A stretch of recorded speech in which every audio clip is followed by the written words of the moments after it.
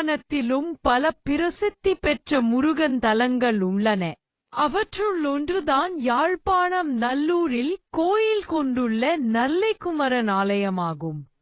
நல்லூர் இலங்கையின் வடபகுதியில் உள்ள தமிழர்களின் இராசுதானியாகவும் 12ஆம் நூற்றாண்டு தொடக்கம் 17ஆம் நூற்றாண்டு முற்பகுதி வரை யாழ்ப்பாண இராச்சியத்தின் தலைநகரமாகவும் நல்லூர் விளங்கியது.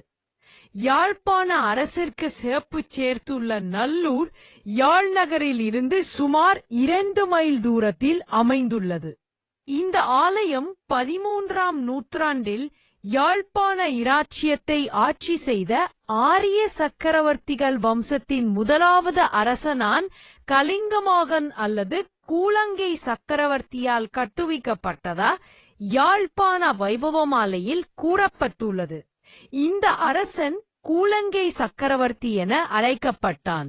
எனினும் 15ஆம் நூற்றாண்டில் யாழ்ப்பாணத்தை கைப்பற்றி 17 ஆண்டுகள் ஆட்சி செய்த சிங்கள அரசின் பிரதிநிதியோ பிற்காலத்தில் ஸ்ரீசந்தபோதி எத்தாம் புவனேகபாகு என்ற பெயர் கொண்டு அழைக்கப்பட்ட கோட்டை அரசனான் ஸ்ரீ சண்முக பெருமாள் என்பவனால் இக்கோவில் கட்டப்பட்டதாக கூறுகின்றன. அத்துடன் பாடசாலைகளில் கற்பிக்கப்படும் இலவச பாடநூல்களிலும் இந்த விடயமே கூறப்பட்டுள்ளது. நல்லூர் கந்தசுவாமி கோவில் முத்திரை சந்தியிலுள்ள குருக்கள் வளவு என்ற காணியில் கட்டப்பட்டுள்ளது. யாழ்ப்பாணம் கச்சேரியில் 2008ஆம் ஆண்டு உருவாக்கப்பட்ட சைவ சமய கோவில்கள் தொடர்பான பதிவேட்டில் தெரிவிக்கப்பட்டுள்ளது. யாழ்ப்பாண அரசின் இறுதிக் காலத்தில் நல்லூரில் இருந்த மிக பெரிய கோவில் இது என போர்த்துகேயர்களுடைய குறிப்புகளிலிருந்து அறிய முடிகிறது. அத்துடன் யாழ்ப்பாண மன்னனான ஆரிய சக்கரவர்த்திகளின் அரண்மனையை அண்டியிருந்ததாகவும் வரலாறுகள் கூறுகின்றன. யாழ்ப்பாணத்தை ஆட்சி செய்த மன்னர்கள் நல்லூரை மையமாக வைத்து கிழக்கில் வெயிலகந்த பிள்ளையார் கோயிலையும் தெற்கில் கைலாசநாதர் கோயிலையும் மேற்கில் வீரமாகாளி அம்மன் கோயிலையும் வடக்கில் சட்டநாதர் கோயிலென ஆலயத்தின் 4 பக்கங்களிலும் அரண்களை அமைத்திருந்தார்கள்.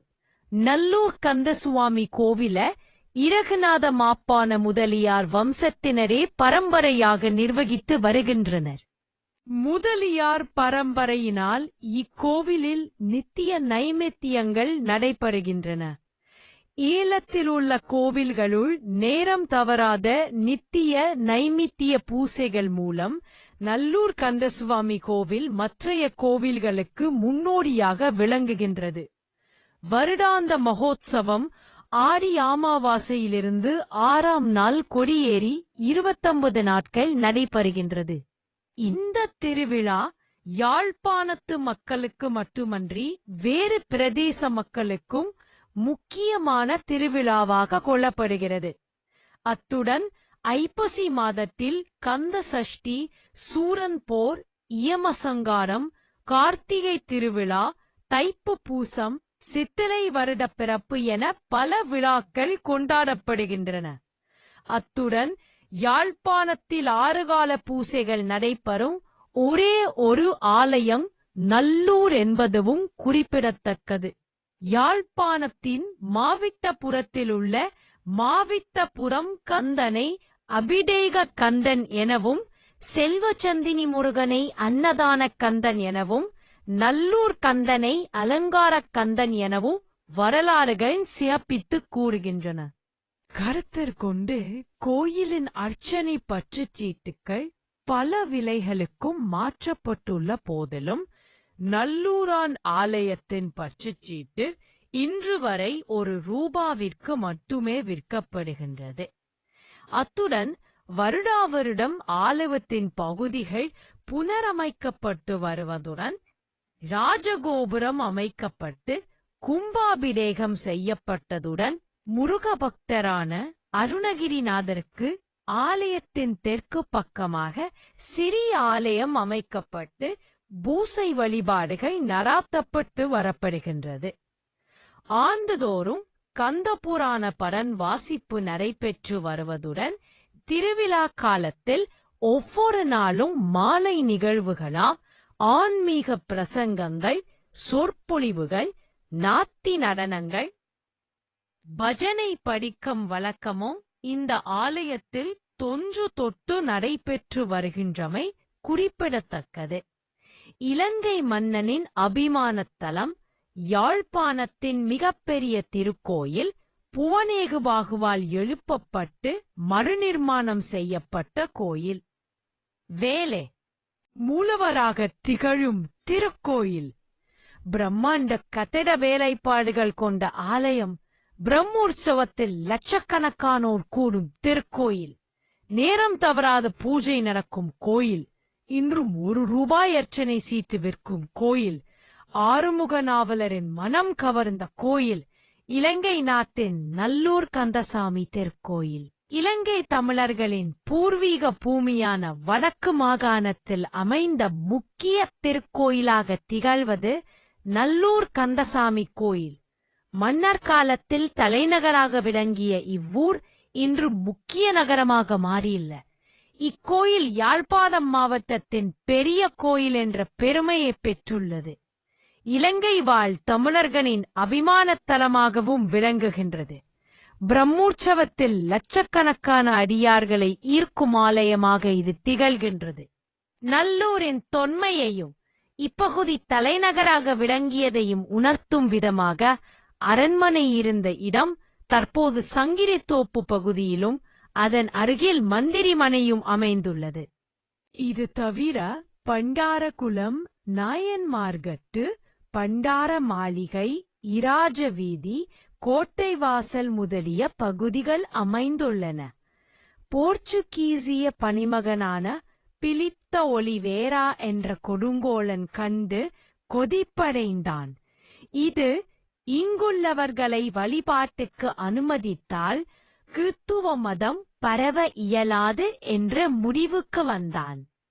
பிரிட்டிஷாரால் விட்டு வைத்த கோயில்களையெல்லாம் இடித்து தள்ளினான். கிபி 530 ஒல்லாந்தரின் ஆட்சி காலத்தில் முருகனின் அடியாரான இரகுநாதர் மாப்பான முதலியார் நல்லூர் கந்தசாமி கோயிலின் நிலை கண்டு வருந்தினார். இவரின் திருப்பணிகளுக்கு கிருஷ்ணனையர் சுப்பையர் என்ற குருகள் துணை புரிந்தார். இவரே இக்கோயிலின் முதன்மை பூசகராக விளங்கினார். இதன் பிறகு சிறிய கோயில் உருவானது. இவரின் சந்ததியினரால் விரிவாக்கம் செய்யப்பட்டது. புதிய புதிய கட்டுமானங்களுடன் இன்று இக்கோயில் பிரம்மாண்டமான திருக்கோயிலாகவும் இலங்கை வாழ்மகளுக்குள் அபிமான தலமாகவும் மாறியுள்ளது. இன்றும் தைப்பூசத்திற்கு முதல் நாள் முருகனுக்கு படைக்கப்படும் நிவேதனம் மகாமண்டபத்தில் அமைந்துள்ள இரகுநாத மாப்பானர் அவர்தம் மனைவியின் சிலைகளுக்கும் படைக்கப்படுவது வழக்கமாக உள்ளது. 5 நிலைகளைக் கொண்ட கோபுரம் எழில் காட்சி தர இதில் புராண சிற்பங்கள் நிறைந்துள்ளன. இதன் இரு திசைகளிலும் மிதமான உயரத்தில் மணிக்கோபுரங்கள் அமைந்துள்ளன. கருவறைக்கும் கோபுரத்திற்கும் நடுவில் அர்த்த மண்டபம், ஆறுமுக சுவாமி கோயில் மண்டபம், முத்துக்குமார சுவாமி மண்டபம், ஸ்தம்ப மண்டபம் அமைந்துள்ளன. பிள்ளையார், பைரவர், சந்தான கோபாலர், தெய்வானை கோட்டங்கள் உட்பிரகாரத்தில் அமைந்துள்ளன. ஆறுமுக சுவாமி மண்டப வாசலின் எதிரே தீர்த்தகேணி அமைந்துள்ளது. இதன் அருகே தண்டாயுதபாணி சுவாமி சன்னதி, திறப்புகழ் மண்டபம் ஆகியவை அமைக்கப்பட்டுள்ளன.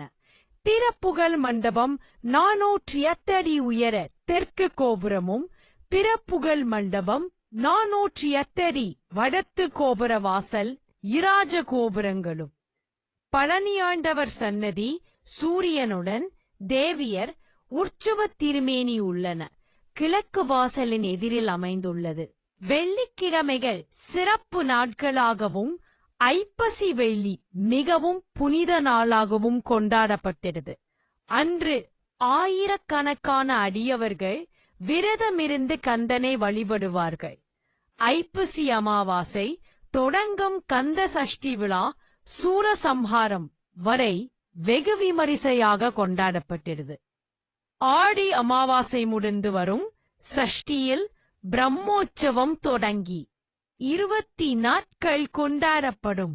பகலிலும் இரவிலும் வெவ்வேறு வாகனங்களில் வள்ளி தெய்வயானை சமேத முத்துக்குமார சுவாமி உற்சவ திருமேனிகள் வீதியுலா வரும். காவடி எடுத்தல், தீச்சட்டை எடுத்தல், அங்க பிரதட்சணம், அடியடித்தல் முதலிய நேர்த்திக்கடன்களை நிறைவேற்றுவார்கள். இல்ல, தரிசன நேரம் 6 கால பூஜைகள் நடைபெறுகின்றன. அதிகாலை 4 மணிக்கு நடை திறக்கப்பட்டு 5 மணி பூஜை, பிறகு கதவுகள் மூடப்பட்டு காலை 7:30 மணி முதல் நண்பகல் 12 மணி வரையிலும், மாலை 3 மணி முதல் மாலை 6 மணி வரையிலும் சுவாமி தரிசனம் செய்யலாம். வெள்ளிக்கிழமைகள் சிறப்பு நாட்களாக போற்றப்படுவதால் நடை திறக்கப்பட்டு இருக்கும். நிர்வாகம் மாப்பாணர் பரம்பரையினரால் இக்கோயில் நிர்வாகம் செய்யப்பட்டு வருகின்ற.